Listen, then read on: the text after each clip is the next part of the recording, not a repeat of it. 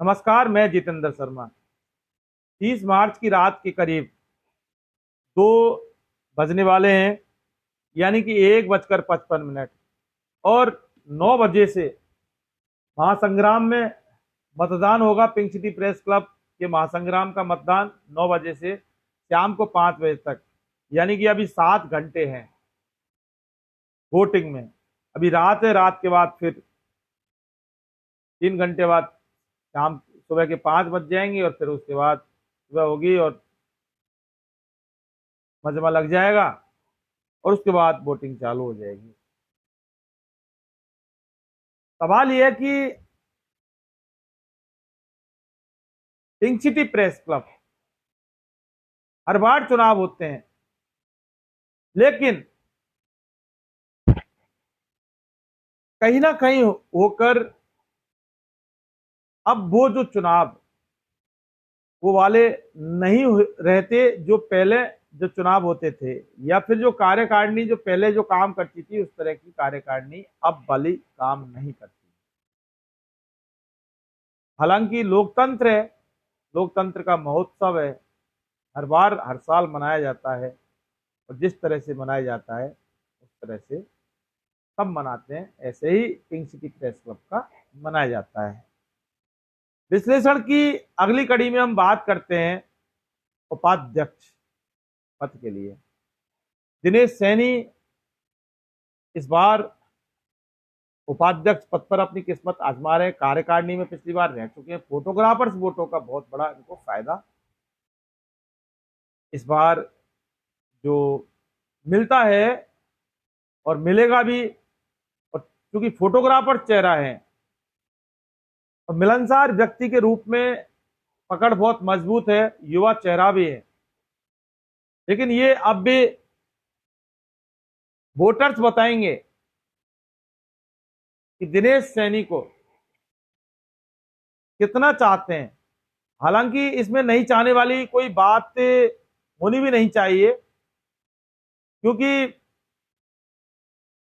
2 पद का मामला होता है, यानी कि उपाध्यक्ष पद के लिए 2 कैंडिडेट को चुना जाता है। इस बार उपाध्यक्ष पद पर 5 लड़ रहे हैं, यानी 5 में से 2 की जीत होनी है। तो अब ऐसे में दिनेश सैनी कितने कारगर सिद्ध होते हैं अपनी रणनीति में, ये एक वक्त बताएगा। लेकिन हाँ, कुछ ना कुछ इनको फायदा मिलने की पूरी संभावना इसलिए है क्योंकि जो प्रेस क्लब के चुनाव में फोटोग्राफर्स से कैंडिडेट का और फोटोग्राफर्स वोटरों का बहुत बड़ा एक महत्व होता है, जिसके दम पर जो एक पद सुरक्षित हमेशा रहता आया है और शायद इस बार भी रहने की पूरी संभावना है।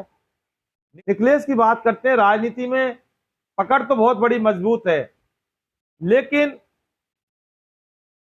वो जो पकड़ होती है उसको वोटिंग तक पकड़ पाना एक दूसरी बात होती है, क्योंकि 2 तरह की पकड़ होती है। एक तो बाहर की बाहर पकड़ लिया, लेकिन अंदर जब वोटर जाता है तो कहीं ना कहीं होकर वहां तक भी उस वोटर को पकड़कर जो नेता रखता है, ऐसी स्थिति में उसको फायदा मिलता है।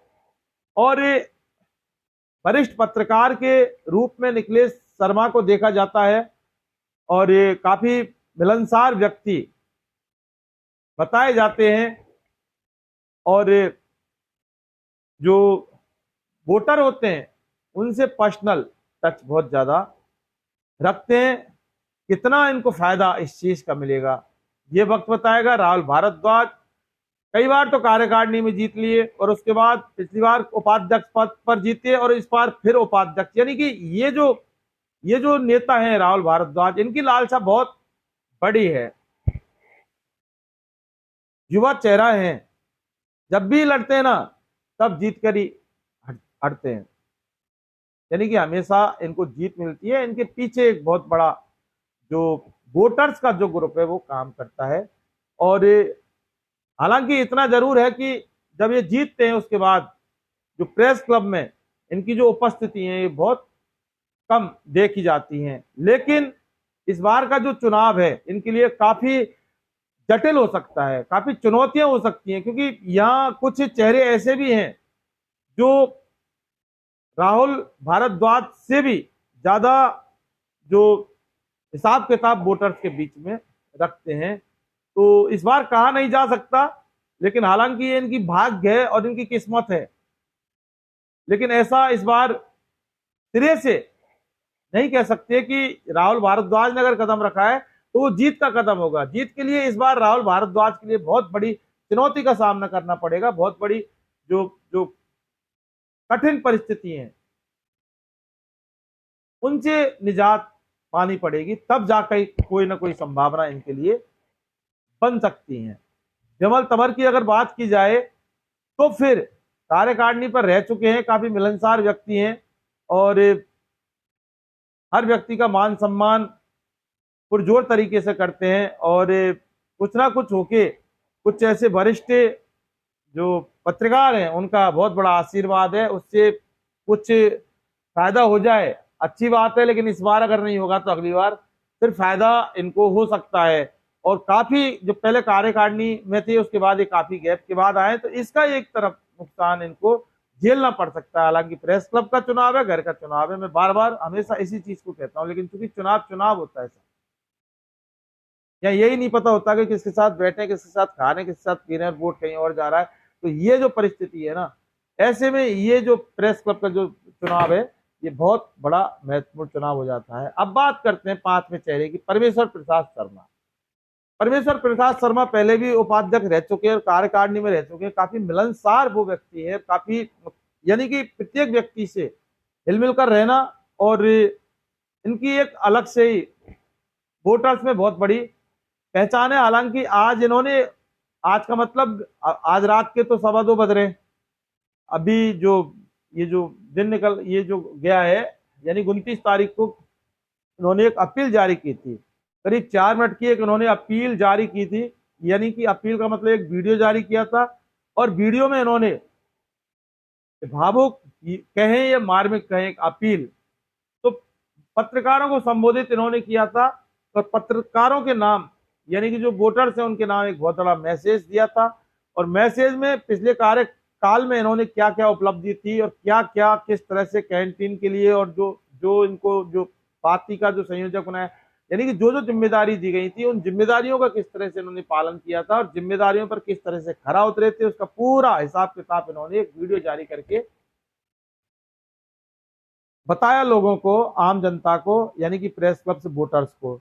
तो ये जो अपील, जिस तरह से इन्होंने जो भावुक अपील यानी कि एक मार्मिक अपील और जो भावनाओं में रहकर जो अपील जारी की थी, वो कहीं ना कहीं होकर एक तरह से कहते हैं ना कि वोटर के सीधा सीधा दिल को छू लेने वाली। तो उस अपील का फायदा इस बार परमेश्वर प्रसाद शर्मा को उपाध्यक्ष पद पर मिलने की पूरी पूरी संभावना है। हालांकि चुनाव है